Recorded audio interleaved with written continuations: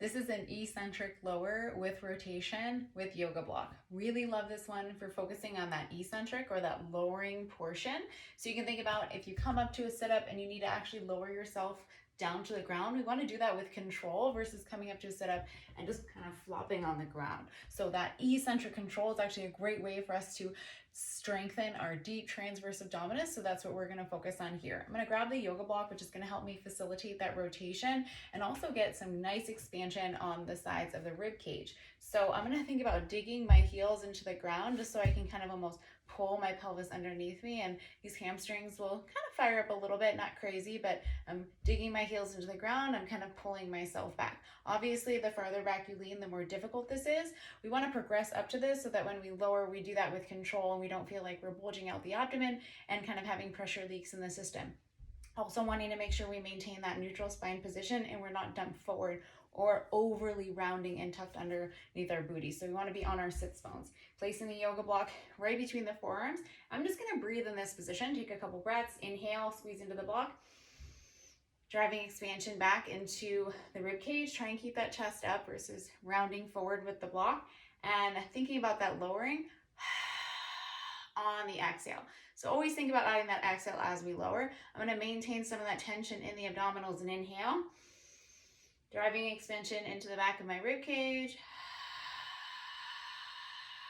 Nice long exhale. So depending on how far you want to stay in your lean back and come up a little bit, I'm going to inhale as I rotate my upper body towards the left side. I don't want to totally twist through because I don't want to move through my pelvis and my low back. The movement is just coming from the rib cage. So I get to about here. Inhale. Exhale. Maintain some of that abdominal tension as I inhale again. Exhale. Last breath, inhale.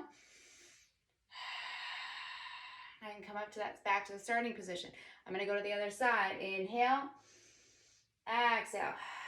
This side feels a little bit more limited to me. Inhale. Exhale. Maintain some of that abdominal tension. Inhale again. And exhale. Now if I come back to center, I inhale. Exhale. I can lower if I want, or I can just stay at that position. So I inhale here. Exhale. And we want to be able to do is maintain some of that abdominal tension. Inhale again. Exhale. So this is the lean back with the yoga block squeeze with optional rotation. Couple things to keep in mind with that rotation.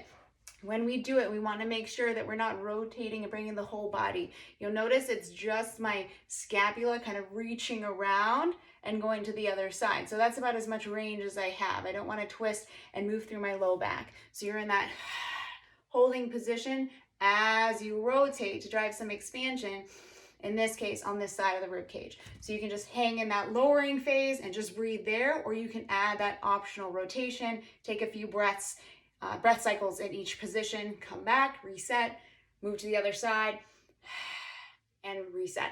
That is your eccentric lower with yoga block squeeze with optional rotation.